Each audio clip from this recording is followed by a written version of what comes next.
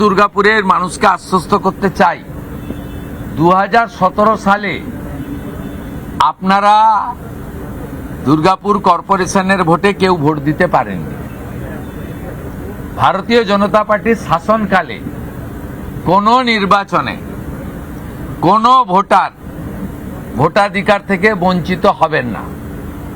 আমাদের সময়কালে একটি রিপোল চলছে, ফলতাতে আপনারা শত চেষ্টা করেও উৎসবের পরিবেশ ছাড়া অন্য কিছু ছবি দেখাতে পারেননি এবং 90% পোল রিপোলে হয়েছে।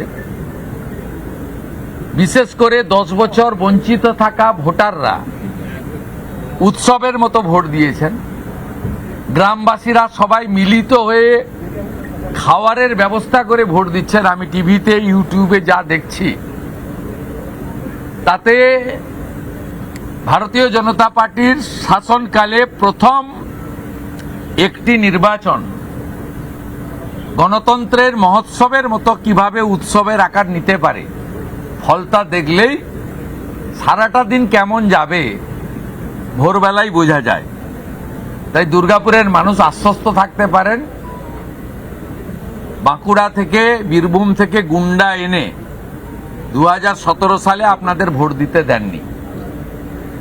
তাই আপনারা যখনই সুযোগ পান ওদেরকে শিক্ষা দেন। 2019-এ শিক্ষা দিয়েছিলেন, আলু আলিজি জিতেছিল। 2021-এও আপনারা একটা সিট জিতিয়েছিলেন, আর একটা সিট খুব ক্লোজ 2000 না 2500-এ আমরা লস করেছিলাম। 24-এও দিলীপ দাকে লিড দিয়েছেন এখান থেকে দুটো সিটে। আর এবারে তো একজন 38 একজন 32, একদম হাত খুলে ভোট দিয়েছেন। साफ नहीं पवन जी, पूरा साफ कर दिया। सुरेंद्र जी